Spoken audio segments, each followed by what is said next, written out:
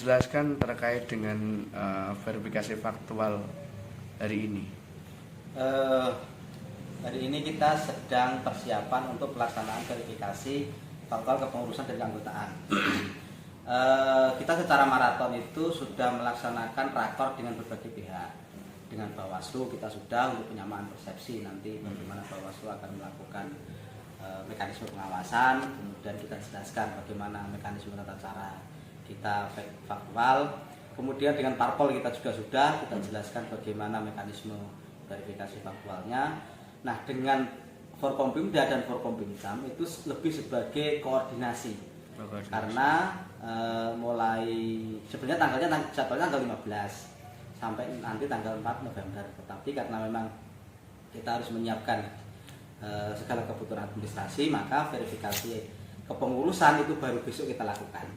18-19, kemudian verifikasi faktual keanggotaan itu kemungkinan di tanggal 21 kira-kira, hari Jumat lah kira-kira.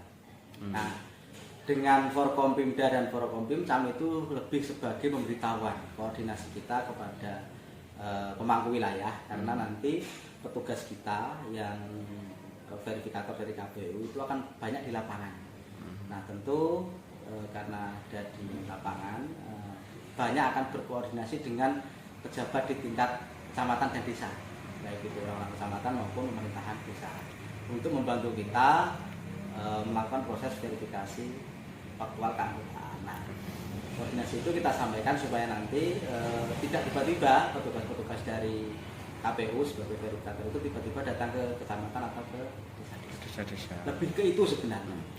Untuk partai sendiri ini yang lolos verifikasi faktual udah berapa? Yang jadi begini ketentuannya. Partai itu kan ini tingkat pertama kan verifikasi administrasi.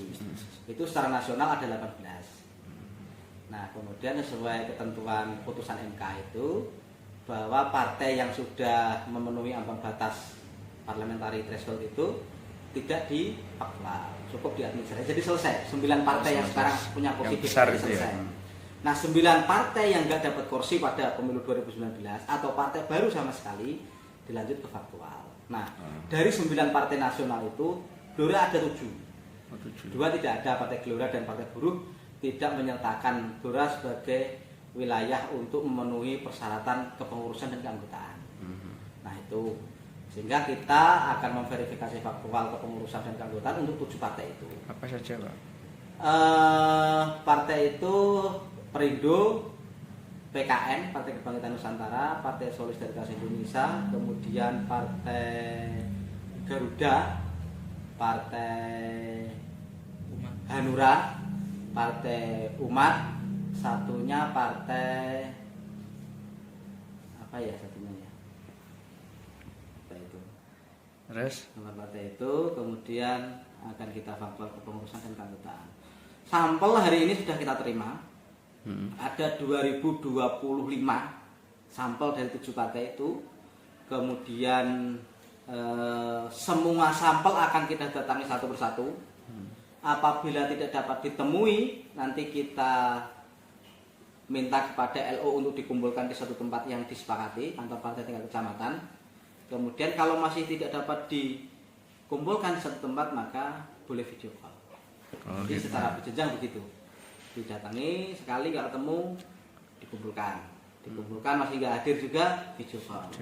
Video call nggak bisa, TMS. Ya, nah, jadi nanti faktual ini akan menentukan partai itu memenuhi syarat di kabupaten apa tidak.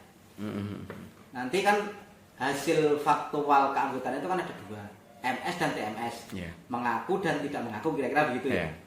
Nah, terus kemudian kalau jumlah MS-nya itu memenuhi batas minimal yang sesuai dengan rumus di Craig Morgan itu, maka dia lolos. Tapi kalau tidak, akan ada proses perbaikan. Oh, perbaikan. Di 2000 sekian itu berarti anggota saja atau anggota saja. Berarti tersebar di seluruh wilayah 16 kecamatan ya, dari 7 partai itu. Rata-rata di angka 250 sampai 300-an per partai ya. Tergantung jumlah anggota waktu verifikasi administrasi. Maka semakin banyak keanggotaan yang dikirim, maka semakin besar prosentasenya ini, prosentase sampelnya. Harapannya proses verifikasi karena kita sudah menjalin komunikasi dan koordinasi dengan semua pihak, proses verifikasi faktual ini dapat berjalan secara kondusif, secara baik.